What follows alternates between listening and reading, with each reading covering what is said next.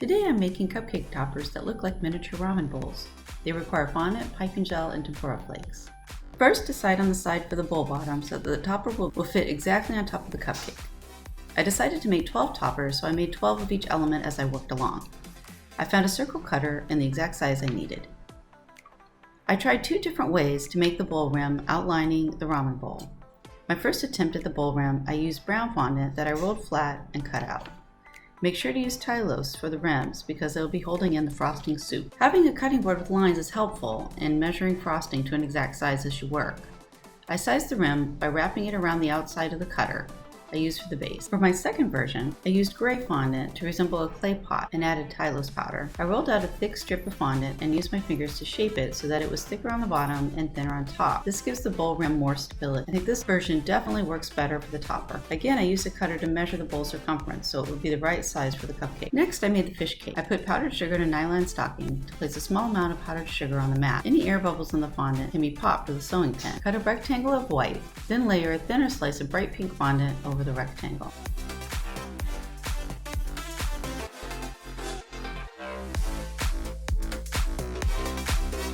Then roll it up. You shouldn't need water, it will stick together automatically.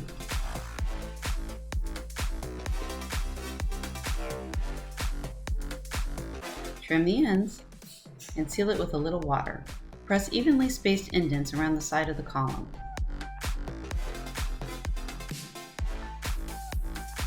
Now you're ready to cut fish cake slices. I tried 2 different methods of cutting the fish cake rounds. The first time, I made small cuts around the column, going deeper each time, as if I was cutting off the top of a cake. I found this made the fondant stick together and didn't make a clean cut. Next, I tried cutting straight through the column. This squashed the round, but it was easily reshaped and looked cleaner. Then I made the shrimp tempuras. First, I estimated how big the shrimp needed to be to fit the bowl.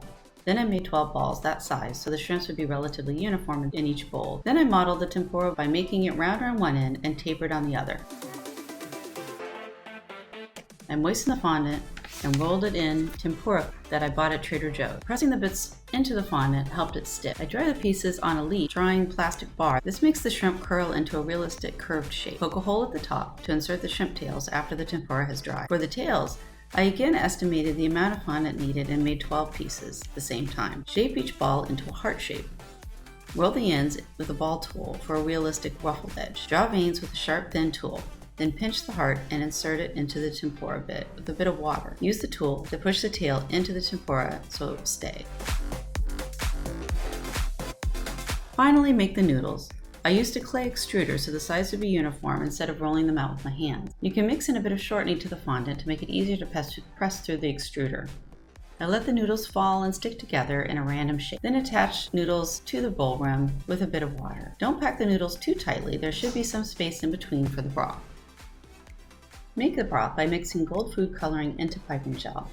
Then place globs of it into the bowl, covering some of the noodles but letting some pump out of the broth.